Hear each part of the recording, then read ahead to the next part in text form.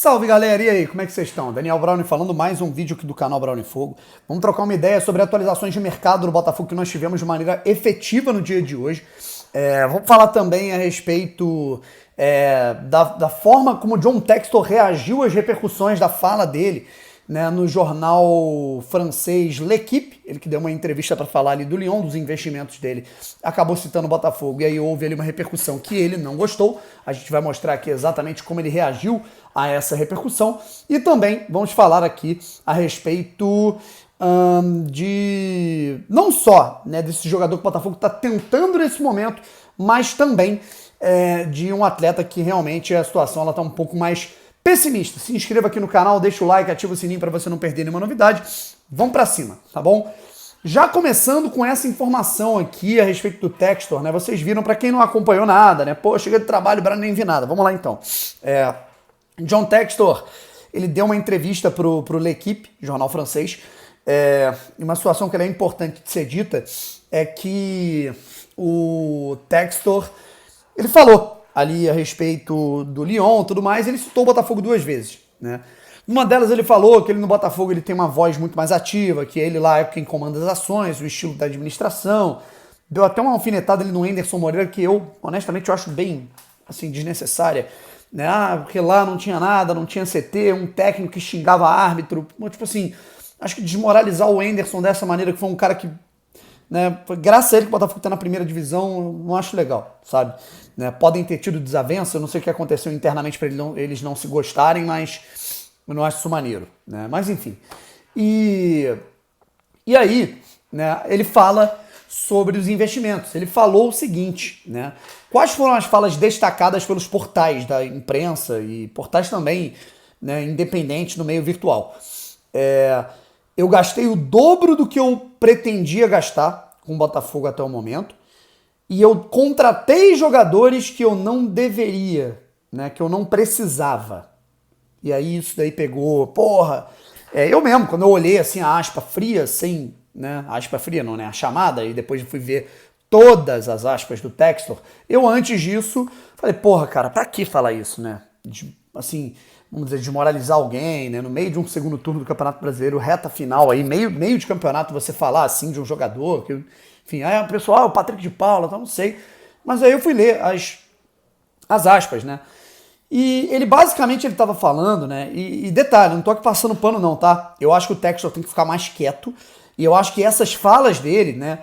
Quanto mais ele fala, mais ele dá margem para assim, segundas interpretações. Isso é um problema, né? Ele tem que tomar esse cuidado para não se desgastar, né? Eu já falei isso aqui várias vezes e vou continuar repetindo porque ele deve continuar falando também. Mas enfim, cara, o John Textor, cara, ele basicamente ele tá dizendo, né, que ele gastou mais dinheiro do que ele pretendia na primeira janela, na segunda janela, com reforços, porque ele se apaixonou, ele chegou, pô, fiquei apaixonado pelo processo, fiquei apaixonado, né, pelo clima, né, de você. E aí eu, como investidor, vi que o time precisava de mais, eu coloquei mais do que era o meu ideal num princípio, né, o que pode dar margem até para erro, né, por exemplo, quando você gasta muito dinheiro num Patrick de Paula, né, foda-se, vou gastar. Você está deixando de gastar em, sei lá, 3, 4 jogadores que poderiam render muito mais. Mas, enfim, isso é para outros 500, até porque eu não sei quem efetivamente aprovou ou pediu a contratação desse jogador. Enfim. E aí, ele falou, eu contratei jogadores que não precisava, né? Porque que eu nem pretendia, porque isso é quase com um elogio, né? Ele tá meio que elogiando ele, pô, contratei jogadores que, pô, eram muito qualificados e que nem precisava nesse primeiro momento, mas eu quis, porque eu quis gastar mais grana pelo Botafogo, né? A ideia foi essa, né? Quando você para analisar todas as aspas, a ideia é essa, né? E aí ficou parecendo, né? Claro, quando você lê uma chamada tendenciosa ou a tradução crua, né? Basicamente que você interpreta, né, que, pô, o cara tá mandando letra para jogador, né, dizendo que tá gastando muito, enfim, né? E aí o John Textor coloca aqui no seu Twitter para se defender. Translation from English to France To Portuguese leads to false headline, né? Basicamente o que ele está falando, pô, tradução do inglês para o francês, depois para o português, vai acontecer, né, uma tradução, uma manchete, né, uma chamada falsa, né? John Textor, ele coloca entre aspas pejorativamente, John Textor diz que já gastou mais que o dobro e reconhece que contratei jogadores que não devia. A verdade, mantenho todos os jogadores contratados, né? Google Translate sucks. O que ele colocou aqui. Ficou muito puto o John Textor, né? E até com uma certa razão, tá? Assim, eu também acho que ele deveria tomar cuidado e que ele deveria falar menos, tá? Só que agora, porra, assim, eu acho que nós, torcedores do Botafogo, a gente tem que parar de também criar crises, né, rapaziada? Já tem tanta gente pra criar crise pela gente, a gente também vai criar. Então, é um adendo a ser feito, tá? Agora falando aqui sobre a situação do Orreda, né? Notícia do meu amigo Bernardo Gentili, que realmente o Godoy Cruz está batendo o pé e não está querendo liberar o jogador antes do fim do Campeonato Argentino, e não faz o menor sentido. Primeiro, o Campeonato Argentino acaba no fim de outubro, o Campeonato Brasileiro termina no início de dezembro, de novembro, perdão, e não teria mais espaço por conta da janela, né? Bateu o pé, ou seja, o Botafogo só poderia contar com o Orreda por esse preço estipulado lá em 2023. Pô, Breno, por que não paga a multa? A multa fica em torno de 15 milhões, 16 milhões de dólares, né? É uma grana pesada, né? E realmente dinheiro não nasce em árvore. Mas aí o que não precisa necessariamente nascer em árvore para você ter planejamento, né? Sentiu que o Godoy Cruz estava fugindo, não está querendo liberar, o cara é um ativo importante por lá. Se o time sair, meio time morre, o time pode cair para a segunda divisão do argentino. Sentiu que isso está acontecendo? Tá levando gelo, né? Tá levando bolo em reunião. Porra, cara, reunião interna, ó, gente. Os caras não vão liberar. Vamos procurar um plano B, né? Pra evitar a novela.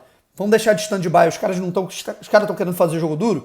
Não existe só o Orreda no mundo. Tenta contratar um jogador, é pra isso que serve o scout, né? O Mazuco chega pro scout, ó.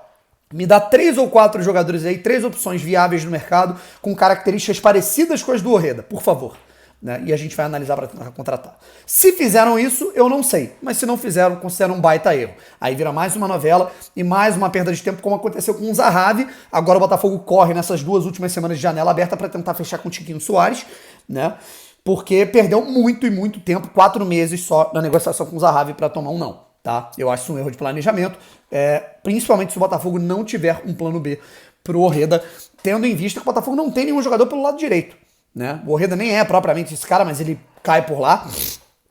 Mas contratou Vitor Sá, ponta esquerda, Jefinho é ponta esquerda, Luiz Henrique, que o Textor tá gastando uma boa nota, talvez aí, porque para tirar um jogador do Olympique e colocar no Botafogo, gastando uma boa grana para colocar o Luiz Henrique no Botafogo, ponta esquerda. Então, né, isso é importante, tá? Isso é algo bem importante para ser ressaltado. E para finalizar aqui, uma informação do Marcelo Razan. O Botafogo está formalizando proposta, né, rapaziada, para Lucas Perry. Lucas Perry, goleiro, atualmente no Náutico, tá legal? Acho que isso é importante para a gente trocar uma ideia, né, e poder entender, né, qual é essa situação, né?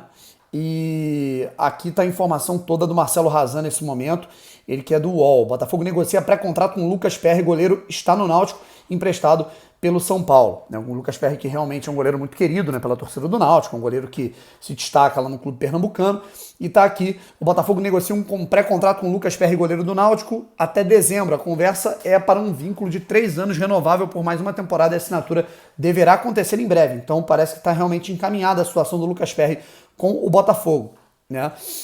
O goleiro, né, o Botafogo está buscando aí um goleiro novo, né, no mercado. E só dando um check aqui, por exemplo, da carreira do Lucas Perry.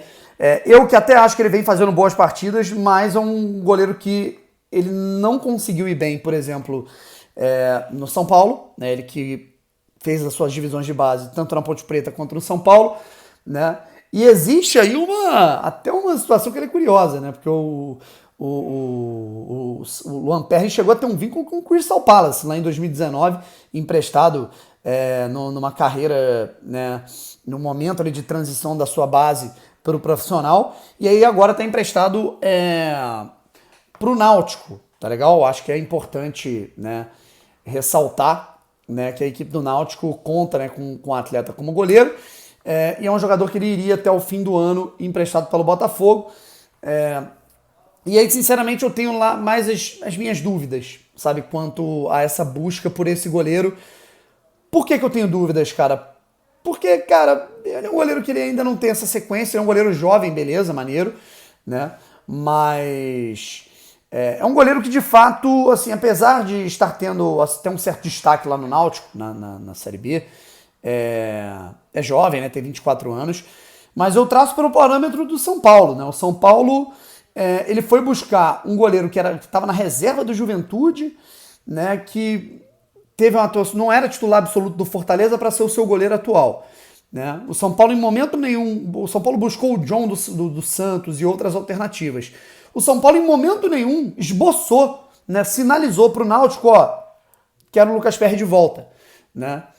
E então, enfim, né? Quem sabe no Botafogo ele não pode render bem, até como um suplente aí para o Gatito Fernandes. Eu acho que o Botafogo no ano que vem, por exemplo, ele pode render mais. Tá? Eu acho que o Botafogo ele pode, aliás, buscar melhor um outro goleiro. Mas é uma alternativa que o Botafogo está buscando aí, o Lucas Perry, depois de ter tentado o John, não conseguiu, e o Maílson, que é um ótimo goleiro do esporte, também não conseguiu, tá indo para o mundo árabe. Fechou? É isso, gente. Um abraço para todos e tamo junto. Fui!